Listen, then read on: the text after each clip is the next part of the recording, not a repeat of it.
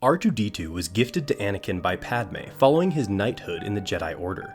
The two quickly became friends, with Skywalker viewing the droid not only as a reliable companion, but also as a constant reminder of his wife while separated from her during the Clone Wars.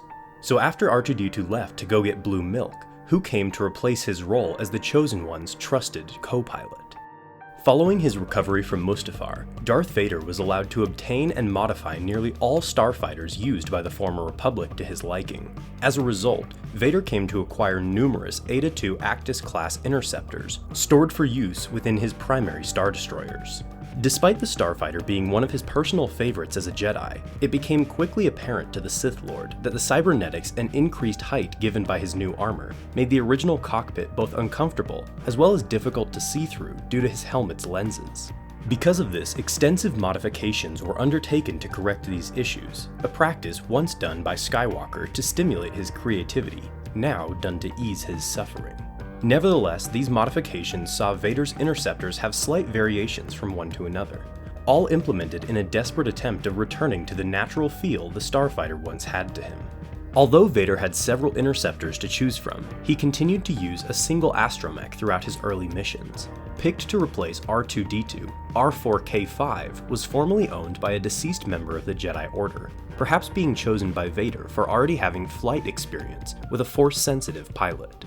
Just like the interceptors it would fly in, R4 was given a new paint job, donning black and silver plating, which were chosen to reflect Vader's own inner darkness. While R4 accompanied Vader on nearly all of his missions during his early years, no bond was formed between the two, with the Sith Lord viewing the droid as just another piece of equipment, often referring to it as Astromech, rather than its designation.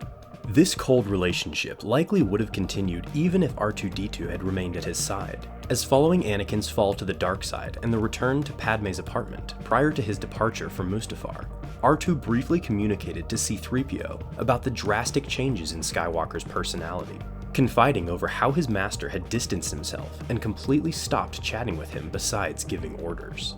Darth Vader's decision to use the same Astromech likely was done to have it build up experience with his flying style, as well as to alleviate the difficulties faced with the ships he flew, as R4's modifications gave him pre-programmed control systems that could be integrated into other Astromech-capable starfighters when necessary.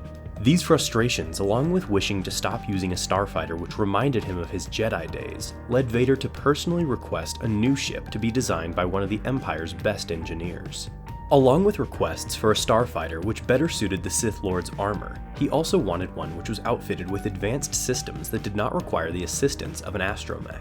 This ultimately led to the creation of the TIE Advanced Fighter, with it becoming Darth Vader's primary starfighter upon completion.